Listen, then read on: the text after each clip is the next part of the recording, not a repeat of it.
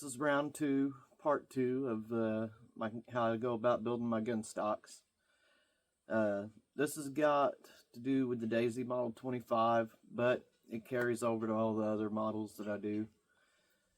I will say, since time's passed, since how long ago that video was made, I've done some searching and I found a really good wood supplier. They can carry premium quality species. It's Bond Brothers out of Ridgeway, Illinois. The woods can be, the different species, they could be kind of pricey, but I'm going to save up a little bit of money and I'm going to take a trip up there and I'm going to bring back some different varieties. If you guys want to drop a comment on different kinds you'd be interested in, just let me know. I already know that the walnuts are going to be a hot seller potentially. So if there's any other ones, let me know. So yeah, I guess just enjoy this part two, guys. I'll see you later. Hey everybody, just a little quick catching up. I'm going to try to keep this video short and simple due to time constrictions. But in this video we're going to focus on the Model 25 and its gun stocks. These are the original set that I've sanded down. I think I've done black cherry. The grain patterns popped out on it really awkward, but it's quite catchy and nice looking. I still opted to keep the rear rounded of the gun stock. Here's the foregrip. Looks pretty decent. Now, in my previous video, I told you about, I had those jumbo 4-stock grips, and it got me thinking, maybe I could kill two birds with one BB on this. So, on top of these jumbo 4-stocks, let me just hold this up here for illustration. I've already got these chiseled out, planed out, and that's the size of it. It might not look too different on the camera. All I need to do is go through and rip the knurls out on it with a rotary tool. It's already holed, it's already bedded. Now here's the stock. Here's stock size, and here's my jumbo size. That jumbo size almost fits perfectly in the size of that one. Side by side, you can just see how much larger it is, and it's going to be so much easier for the age-old user to actually grab onto them. So with these out of the way, what else am I going to touch on is, in the previous video I mentioned, that the Model 25 gun stocks that I had whipped out were going to be a special set. And I never did get quite in depth with that, but here we have it. So I'm going to use this two-piece set that I'm going to make, and this is going to be the intro to my dimensional gun stocks. And I'll get what I got jigged up. Call me redneck, call me country boy, call me whatever you want, but you know what? There's a way around everything. So let's just jump on in and get started. You may like what I've whipped up. Now coming over here, you'll find with our little table I've got set up here, I've got a cordless Ryobi angle grinder set up to a 80 grit flap wheel. I've got my trigger locked in, and I got it zip tied in with a safety switch and all that, where I don't have to jibble jabble with all that. I can just slap a battery in the back and it's going to take right off. I got my safety glasses on, so I'm not expecting to die from this. It's just bear with it, it is what it is. So we'll come in with the Model 25 stock, and I'll let y'all watch me work my thing around here. And I'm not going back and forth like a tree saw. I'm actually taking strokes, just like you're petting your dog or your cat or whatever. Just slow strokes on it. And we're going to get the top shape in, the bottom shape in. And I don't know if I'll play around with the upper handle grip or not on it. We might try to give it some dimension and just see.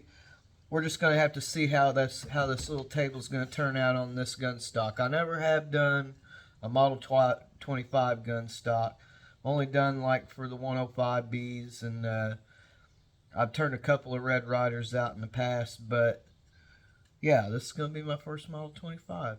So this is going to be a special two-piece set that I'm going to throw on the eBay store for the buyers, customers at hand.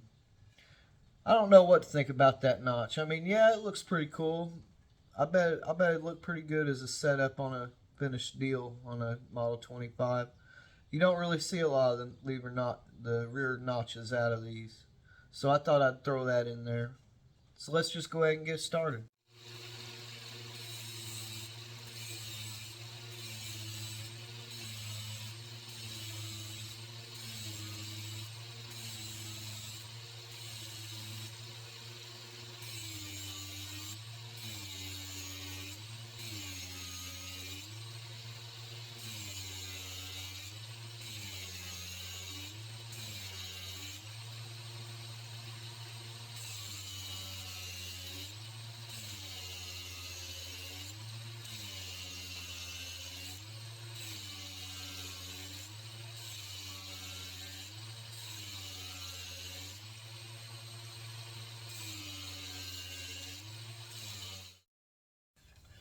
With the top part shape brought in really well. Let's see here, that light's really messing with it. We got the top shaped in pretty well on it, but this is just the rough edge of it. We're going to come through and mellow it all out with a sander here in just a few. But yeah, not bad for a start. So now we're going to focus on the bottom half.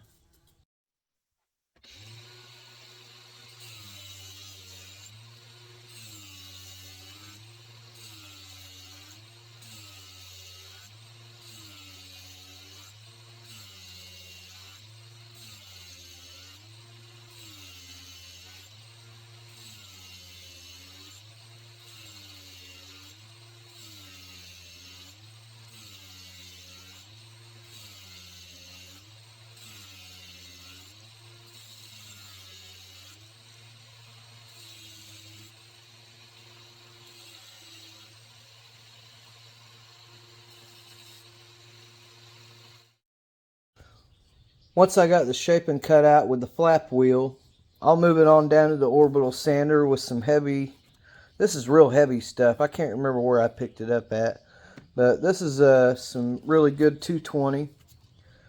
And then, no, that's a 120. Then I'll come down to the 220 paper here. And to knock it down and, you know, further embellish it in, I'll take it to the 400. When I got the 400 knocked out, let's move on over here. Here's our regular plank. And here we've got our dimensional. I'll come on in with a wet rag and I'll go ahead and give it a good decent wiping. And I'll see some places that I've got to clean up. Like up in here. Got to do some work in here. Just some fine detail sanding. You can see some work in here that I need to be doing. But yeah, that's pretty much the gist of it, guys.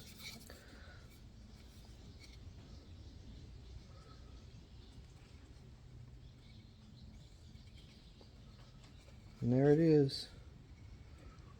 Pretty much all shaped out, just up for the final touches. Now, since I'm going to be setting this off to the side, we'll come back over here to these jumbo planks. And I've already got them marked out with a pencil where I need to be doing the knurls on it. And up for that, I'm going to be using the rotary tool here. And I've got a nice little round bit that I like to use for this task. Whenever I go through here, it ain't going to be nice and pretty by much. But with the trough started in it, I like to go in. And I'll do all the rest of it with some handwork with a chainsaw file. Keeps a nice level profile going all the way around it. Make sure you got a nice straight trough line going in. And it really makes the edges stand out. That's about it for this special Model 25 set, guys. I'm out of time today, but I'll come back and finish these up. For getting the final fitment in for the cross pin, what I'm going to do with the jumbo stock is I'm going to oversize hole each side where you can see what you're doing. And then just a little ways in, I'm going to downsize it for the original pin to slide in and out. So you've got easy access for getting your punch or whatever you need to get a tool in there to get it set into place. And that's about it, y'all. I really appreciate you guys tuning in, checking out, knowing my process. And if you like the content, just like, share, subscribe, and tell your plinking partners. Till next time, guys. Thanks for tuning in. Later.